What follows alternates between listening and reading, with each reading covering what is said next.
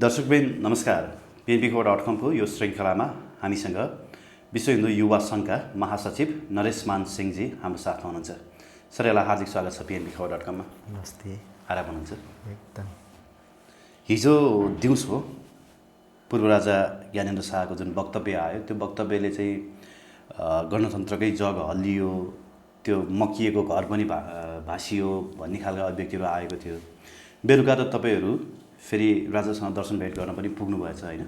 22 जना मध्ये एउटा लकी पर्सन तपाईँ पनि हुनुभयो भन्ने कुरा आयो। हजुर। कस्तो रह्यो त्यो भेटघाट?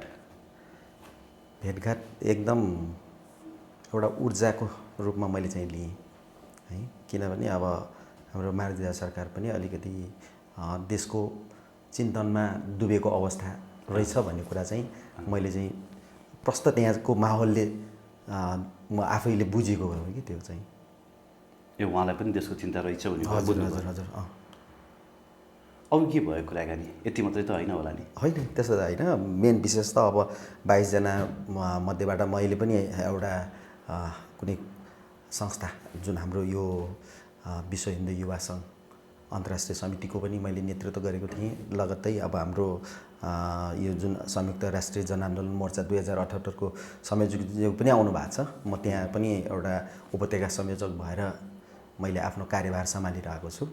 अनि विशेषतः यो दुईटै विषयमा मैले आफ्नो गरेका क्रियाकलापहरू र अब भावी हामीले गर्न लागेका कुराहरू चाहिँ सबै मैले राखेको थिएँ।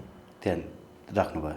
हजुर। विश्व हिन्दू युवा सङ्घकै अध्यक्ष सागर थापाजीले चाहिँ आफ्नो सामाजिक सञ्जालमा के लेख्नु भएको छ भने त्यो भेटघाटमा धेरै कुराहरू भयो। विशेष गरी सडकमा उफ्रिने राजावादीहरू होइन, गुट उपगुटहरू, अझ भन्नुपर्दा त भिजिलान्तेहरूको समूह पनि त्यहाँ छन् भन्ने कुरा चाहिँ उहाँले लेख्नु भएको छ र त्यो बारे चाहिँ गम्भीर समीक्षा भयो भन्ने कुरा आयो होइन? खास के हो त्यो बारे बताइदिनुहोस् न। यस्तो भएको थियो, जस्तै अब पर्सनल्ली अलग अलग कुरा गरेकोले अरूसँग कुरा गर्दाखेरि छुट्टा छुट्टै के कुरा हजुर सामूहिक सामूहिक भएन, सबै अलग अलग व्यक्तिगत रूपमा सबैसँग अलग अलग नै कुरा भएको थियो। तपाईँले चाहिँ के कुरा राख्नुभयो? मैले कुरा राखेँ भने यो हाम्रो विश्व हिन्दू युवा सङ्घ अन्तर्राष्ट्रिय समितिबाट जुन पहिला गरेका गतिविधिहरू, जस्तै यो कोभिडको जुन पहिलो दोस्रो चरणमा हामीले जुन अलपत्र भएका जुन एकदमै खानै नपाएका व्यक्तिहरूलाई हामीले खानाहरूको व्यवस्था गरेका थियौँ त्यो बेला। जस्तै अब यो हाम्रो बाँदरहरू, पशु पन्छी, गाई बस्तुहरू उनीहरूले पनि खाना नपाएको अवस्था थियो कोभिडको टाइममा। तिनीहरूलाई पनि हामीले व्यवस्था गरेका थियौँ एउटा धर्मको नाताले होइन। कहाँ कसबाट कोही के कस्तो अपेक्षा गर्न सकिन्छ थोर बहुत हामीले गऱ्यौँ र आफ्नो वर्चस्वले भ्याएसम्म हाम्रो आफ्नोबाट पनि धेरै प्रयास गरिकन त्यो कार्यक्रमहरू सञ्चालन गरेका थियौँ। त्यो चिजहरू मैले राखेँ होइन। तपाईँको अब जस्तै अब यो गएको एउटा अहिलेसम्म त मिडियामा भनेको छुइनँ होइन, गएको इन्द्र जात्रामा हामीले कार्यक्रम 3 गतेको अलिकति धलमल भइसकेपछि जुन लास्टको दिन 8 गतेको दिनमा हामीले 8 गतेको दिन एक दिन अगाडि हामीले एउटा मार्गदर्शक सरकारलाई हाम्रो तर्फबाट एउटा बिन्ती पत्र पेश गरेका थियौँ, जसमा कि लेखिएको थियो कि हामी काठमाडौँका स्थानीय बासिन्दाहरूको धरोहर हजुर हुन्छ। हाम्रो नेवारीमा चाहिँ स्थानीय वासीहरूले चाहिँ जुजु भन्छौँ कि राजालाई। जुजु बिनाको हाम्रो संस्कृति परम्परा कुनै पनि अगाडि बढ्दैन र चल्दैन। त्यो कारणले चाहिँ हजुरको उपस्थिति हुनु पर्यो र यो जुन हाम्रो धर्म संस्कृतिलाई चाहिँ निरन्तरता अब अगाडि लानु पर्यो। न धर्म संस्कृतिमा चाहिँ कुनै भुइँचालो आएकोले पनि यो विकृति आएको हो कि देशमा होइन। अहिले त उथलपुथल छ नि त सब चिज, केही चिज स्थिर छँदै छैन।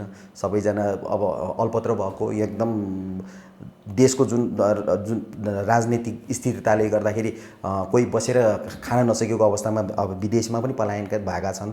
गाउँदेखि लिएर सहरसम्मका व्यक्तिहरू हुने सहरका अलिकति युरोपियन कन्ट्रीतिर होला होइन। त्यो विषयमा नजाउँ, सामाजिक इस्यु र अरू विसङ्गतिको बारेमा त थुप्रै अभियन्ताहरूले बोलिरहनु भएको छ। विशेष गरी तपाईँले के भन्नुभयो भने नेवार समुदायको जुजु चाहिँ राजा हुन् भनेर भन्नुभयो होइन? हजुर हजुर। अब नेवार समुदायकै अन्य साथीहरूले फेसबुकमा पोस्ट गरेको राजा आऊ देश बचाऊ भन्ने स्लोगनको मुनिबाटको कमेन्ट हेर्छु। हजुर। थुप्रै नेवार समुदायहरू त होइन नेवारी राजा चाहियो, कहाँ हुन्छ राजा मान्न हामी तयार छैनौँ भनेर लेखेको देख्छु काठमाडौँकै स्थानीयवासीहरू। र तपाईँहरू चाहिँ फेरि राजा आऊ भनेर राज संस्थाको पक्षमा वकालत गरिरहनु भएको छ। किन त्यसरी तपाईँले बुझाउन नसक्नु भएको हो काठमाडौँको नेवार समुदायहरूलाई? त्यसरी नै लिनु पर्ला यो चिजलाई। हामीले कन्भिन्स गरेको अवस्थामा पनि अब कोही हजुरले अघि नै भन्नुभयो नि, शब्द प्रयोग गर्नुभयो नि भिजिलान्टी, यिनीहरूले अलिकति दिमागलाई चाहिँ ब्रेन वास गरिदिएर डाइभर्ट गरिदिने कि तपाईँको छन्, त्यस्ता छन्, धेरै थुप्रै छन्। तर राजावादीहरूभित्र पनि भिजिलान्टी छन् राजावादीहरूमा छन् भिजिलान्टीहरू। यिनीहरूले कारणले गर्दाखेरि जतिखेर पनि हामी एउटा चाहिँ मूलधारमा सबैजनालाई ल्याउने प्रयास गर्दै पनि तितर पितर बनाइदिन्छ कि होइन। अब अहिलेकै अवस्थामा हेर्नुहोस्, हाम्रो नेवा नागरिक एकता समाज भनेर हामीले एउटा गठन गऱ्यौँ। त्यो चिजलाई यति होमवर्क गरेर ठाउँ टोल घुमिकन बल्ल त्यत्रो ठुलो झुन्ड बनाइसकेको पनि अहिले अलिकति तितर पितर भएको अवस्था छ। नेपाली काङ्ग्रेसको इतिहास हेर्ने हो भने गणेश मानको भूमिकालाई एकदमै होइन उचित मूल्याङ्कन गरिन्छ अथवा उच्च मूल्याङ्कन गरिन्छ। त्यस्तै गरी नेपाल कम्युनिस्ट पार्टीको पनि इतिहासलाई हेर्ने हो भने कम्युनिस्ट पार्टीको जन्मदेखि लिएर र त्यसलाई मलजल गर्ने काम पनि काठमाडौँका स्थानीय नेवारहरूको भूमिकालाई चाहिँ एकदमै उच्च मूल्याङ्कन गरिन्छ होइन।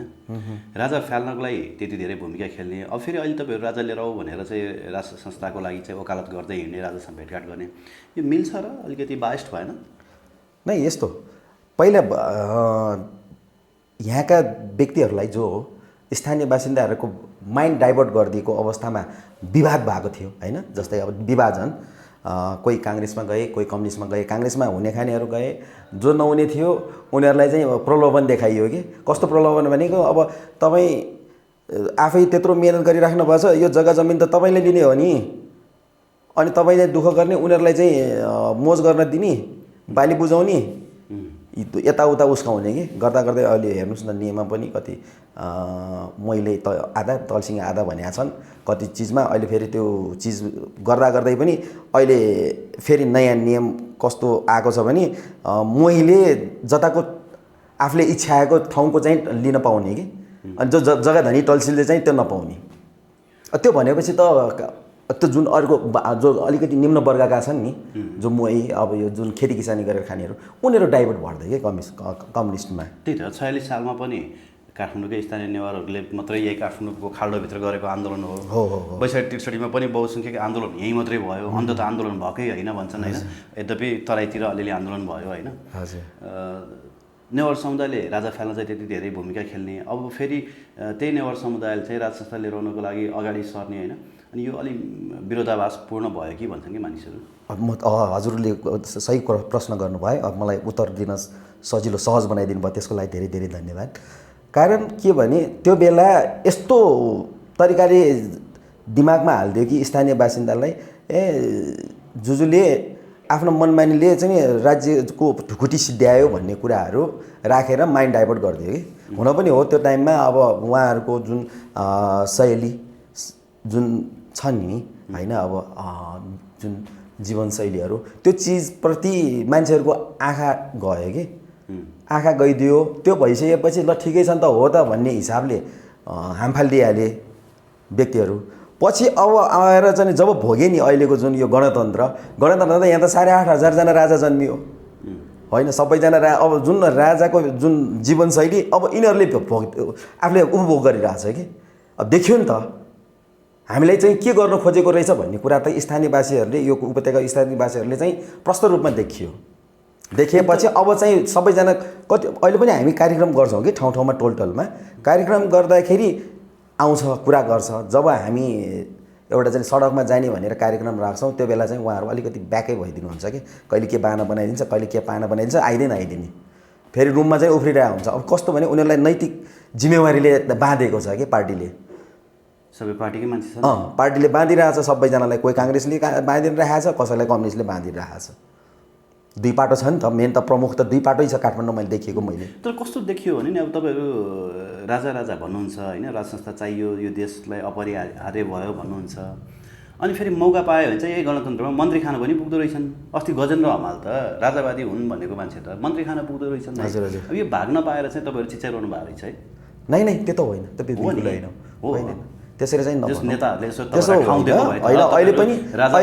अहिले पनि तपाईँको राजावादीहरू कतिजनाले यो जुन पार्टीकै अहिले सदस्यता वितरण गरिरहेछ नि त, ए सदस्यता नै राजावादीहरूले पनि राजावादी होइन उता पार्टीहरूको अनि त्यसमा अब राजावादी पार्टीले नि सदस्यता वितरण गरिरहेको नो नो नो हजुरले गलत मैले भनेको हजुरले नबुझ्नु भएको होला राजावादीहरूलाई प्रलोभन देखाएर फेरि अहिले पनि पार्टीहरूले लगिरहेको अवस्था छ कि टिकटहरू दिइरहेको काङ्ग्रेसले लगेको देखाएको छु मैले थुप्रैजना अब त्यस्तै अब तपाईँको अब 3-4 दिन अगाडि पनि राष्ट्रपति भवनै पुगेका रहेछन् होइन राष्ट्रपति भवनै त्यत्रो राजावादीहरूको त्यहाँ पनि जम्बू टोली नै गएको रहेछन् है मलाई निमन्त्रणा थियो गएर तपाईँको अब वार्ता भयो होला के भयो कसो भयो त्यो त अब भित्रको कुरा कसलाई के थाहा हुन्छ र होइन र त्यस्तो पनि देखिएको छ कि ढुलमुलिएकाहरू यार अब त्यो चिजबाट चाहिँ हामी सतर्क हुनुपर्छ त्यही त धेरै जसो चाहिँ शक्तिका पुजारी मात्रै देखियो क्या हिजो यो आज राजावादी भनिएकाहरू हिजो राज संस्थाको बहिर्गमन हुँदाखेरि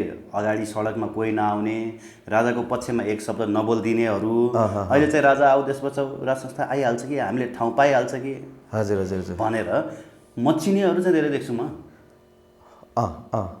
हो त्यही त तपाईँको देखिएको कारण जति यस भित्र भिजिलान्टेहरू छन् नि जो हामीलाई राष्ट्रवादी जुन राजावादी भनेर आइरहेका व्यक्तिहरूलाई धुलमुल्याउने तितर बनाउने एउटा मिसनै होला उनीहरूको लिएर आएर त्यो बिचबिचमा त्यो क्रियाकलापहरू त गरिरहेकै छन् छोरालाई मन्त्री बनाउन पाए गणतन्त्रै ठिक आफू भएन भने चाहिँ गणतन्त्रै ठिक न त राजा ठिक राजा ठिक सपोर्ट चाहियो नि त अहिले कतिपय छ नि त तपाईँको अहिले माओवादीबाट नै आएका छन् राष्ट्रवादी भनेर आएका छन् नि त होइन काङ्ग्रेसबाट पनि आइरहेका छन् नभएको त होइन नि होइन राजै चाहिने रहेछ है भनेर तर अहिले हामी स्थानीय जुन हामी टोलमा जान्छौँ नि साथीभाइसँग कुरा गर्दा पनि उनीहरू पनि त्यही भन्छ होइन राजै ठिक एउटा राजा अहिले त एउटा राजा पाल्नु भन्दा यहाँ 8,500 राजा पाल्न गाह्रो धमे भइसकेको छ राजा आए नि पाल्न परिहाल्छ नि ती राजा त फ्याल्न मिल्दैन नै यस्तो एउटालाई पाल्नु त सजिलो भयो नि त होइन तिनलाई पनि पालेर अरूलाई पनि पाल्नुपर्छ नि थाहा छ नि तपाईँलाई स्थानीय निकायहरू रहिरहन्छ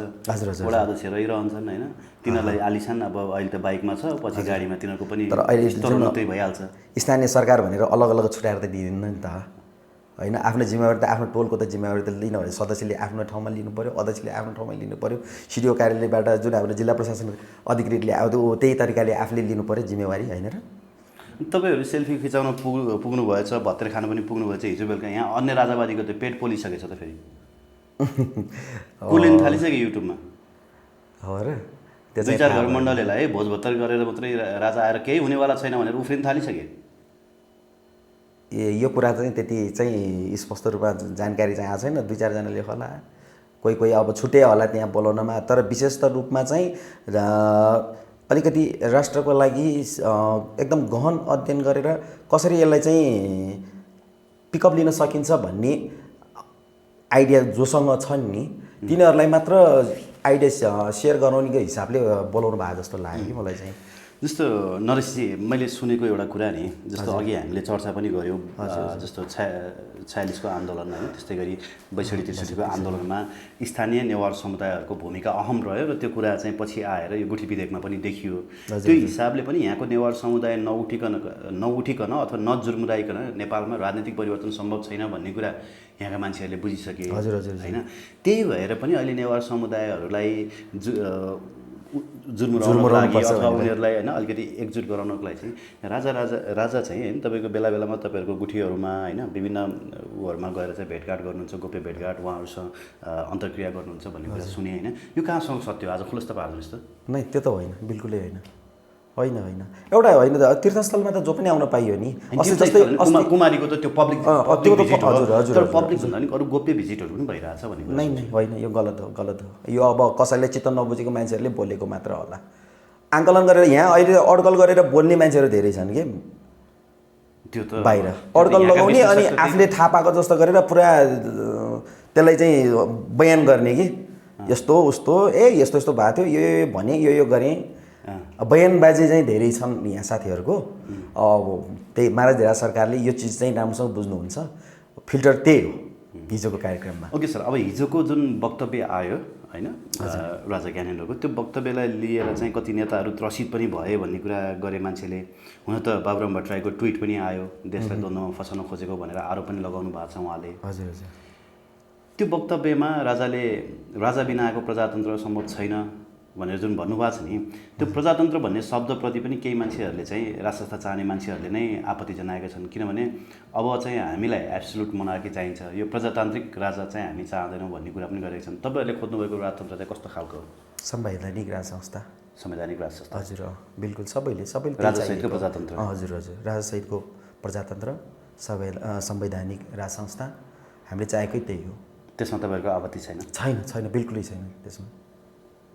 अर्को कुरा चाहिँ राजाले हरेक आफ्ना विज्ञप्तिहरूमा जनताको मनोभावना विपरीत भनेर त्यो लेख्नुहुन्छ, लेख्न छुटाउनुहुन्न होइन? हजुर। अब यति बेला जनताको मनोभावना विपरीत चाहिँ एमसिसी भन्ने कुरो आइरहेछ, सम्झौता होइन?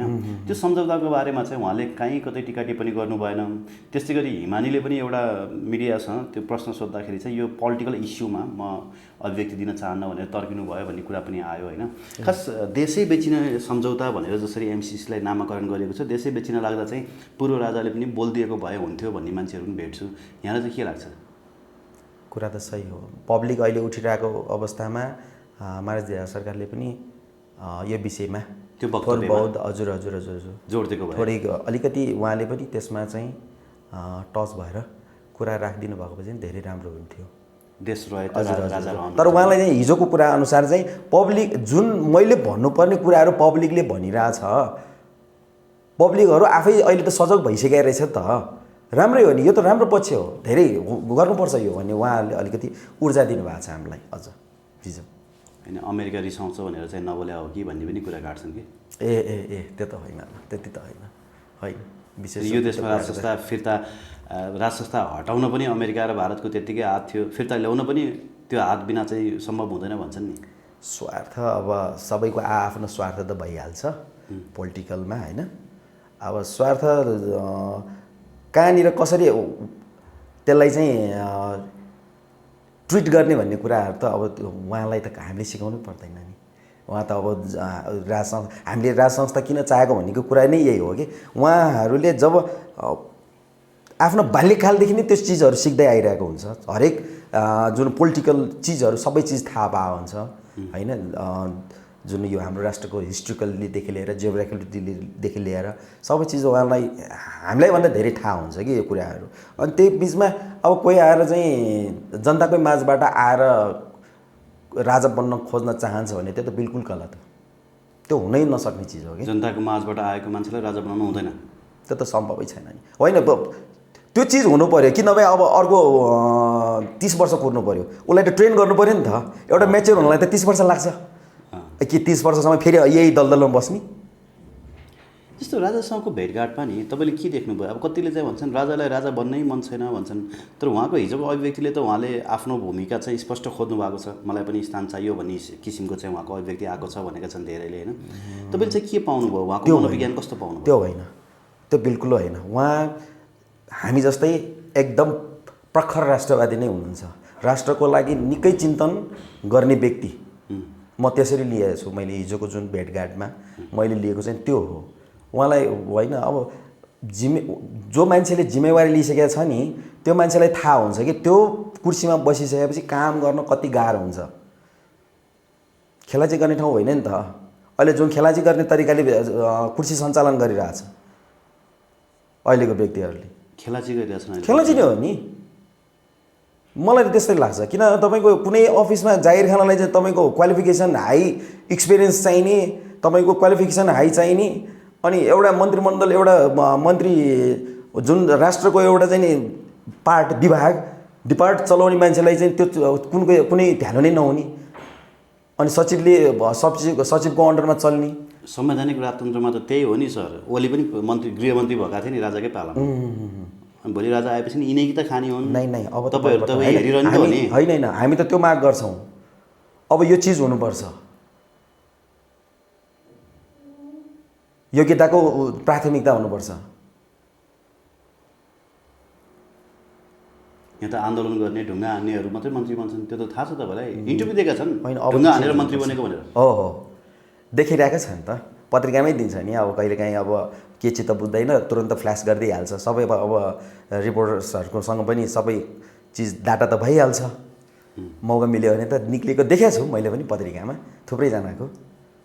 ओके, अब राजाको वक्तव्य आउने बित्तिकै केही व्यक्तिहरूले कस्तो प्रचार गर्न थाले भने अब दसैँभित्रै अथवा तिहारभित्रै केही न केही स्टेप चाहिँ अब राजाले लिँदैछन्, ठुलो एक्सन लिँदैछन्, अब यहाँ तुरुन्तै परिवर्तन भइहाल्छ भन्ने कुराको आकलन गरेका छन्। अब यहाँलाई चाहिँ के लाग्छ, अब तुरुन्तै केही त्यस्तो स्टेप लिने सोचमा हुनुहुन्छ राजा? हिजोको मोटिभेट प्रोग्राम नै थियो, मोटिभेट प्रोग्राम नै हो। हामी जस्तोलाई मोटिभेट गराउनको लागि नै कार्यक्रम थियो हिजोको। होइन, तयारी चाहिँ अब के को हुँदैछ त? अब राजाले स्टेप इन गर्ने हो? नै राजसँग उहाँ महाराज सरकारको लागि चाहिँ होइन कि हाम्रो लागि चाहियो राजा। जुजो त हाम्रो लागि चाहिए हो कि अब चाहिँ उहाँलाई होइन, उहाँलाई जरुरी होइन। एक्सन तपाईँहरूले के लिनुहुन्छ त? अब कहिले लिनुहुन्छ? यो दसैँ तिहार लगत्तै हामीलाई मौसमले पनि साथ दिन्छ। मैले पहिला पनि साथीहरूलाई भनिरहेकै कुरा हो। अब यहाँ जेठ असार श्रावणको टाइममा धान रोप्ने टाइममा हामी त एउटा कृषि प्रधान देश हो नि त, होइन र?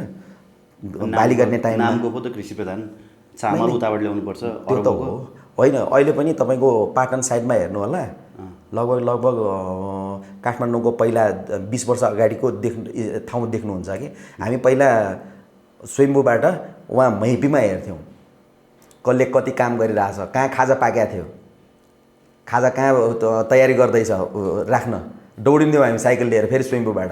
अब त सबै घरै घर पलाइसक्यो नि तपाईँको। यो वल्लोको झ्यालबाट पल्लोको झ्याल बाहेक अरू केही पनि देखिन्न। त्यो चिज अझ पनि बाँकी छ पाटनमा, होइन? त्यसपछि दसैँ तिहार अगाडि तपाईँहरू कुनै मोमेन्टमा जानु छैन? अब त यो चाडपर्व हाम्रो यो महान चाड आएको छ। यो महान चाड मनाउनलाई सबैलाई छुट हुनुपर्छ, होइन? सबैले मान्ने तर्करमा अब हिजोकै दिनदेखि नै यो सुरु भइसकेको छ। सबैजना अब साइलेन्टमै छन्। अब दसैँ तिहार पछाडि ठुलो मोमेन्ट सुरु हुन्छ, तपाईँहरूले सम्पूर्ण काठमाडौँको नेवार समुदायहरूलाई उतार्नुहुन्छ, परिवर्तन अवश्य हुन्छ। त्यसको लागि चाहिँ एकदमै प्रयासरत छौँ हामी। बिचबिचमा त हजुरले अघि यदि शब्द प्रयोग गर्नुभयो, फेरि म त्यसलाई दोहोऱ्याएँ। भिजलान्तीहरू छिरेर चाहिँ अलिकति तितर बितर गर्ने स्थिति होला, अलिकति गाह्रो त्यहाँनिर छ। नत्र त सहज तरिकाले उतार्नुहुन्छ ल भन्नुहोस्। अब हजुर कति मान्छे उतार्नुहुन्छ दसैँ तिहार पछाडि? दसैँ तिहार पछाडि काठमाडौँको मात्रै भन्ने हो भने पनि तपाईँको गुठी विधेयकको त अब उदाहरण भइहाल्यो, होइन? त्यसैलाई नै रिटर्न गराउँदैछु। 1.5 लाख हुनसक्छ। पुरा साथ छ भक्तपुरबाट पनि, कीर्तिपुरबाट पनि। यो तपाईँको यो पाटनको त टोटल्ली उता कुनासम्मै बुङ्गमती यिनीहरू साइड छ नि, साँखु साइडतिर हाम्रो काठमाडौँकै सबजना सपोर्टमै छन्। किनभने सबैजना वाक्क दिक्क भइसकेको छ कि यो गणतन्त्र देखेर। गणतन्त्र देखेर नि, नेताहरू देखेर। हजुर, गणतन्त्रको जुन माहौल छ नि, यो जुन उथल पुथल भद्रगोल, होइन? धर्म छैन, संस्कृति छैन, केही छैन। कति समय लाग्ला त अब राजतन्त्र फर्किनलाई? सायद यही 78मै होला। 78मै होला। म चाहिँ त्यही विश्वासमा, म त्यो विश्वासमा र त्यो मानसिकता लिएर दौडिरहेको छु। हस् नरेशजी, यहाँलाई धन्यवाद दिन चाहन्छु समय सम्वादको लागि। हस्, नमस्कार। हजुरलाई पनि धेरै धेरै धन्यवाद।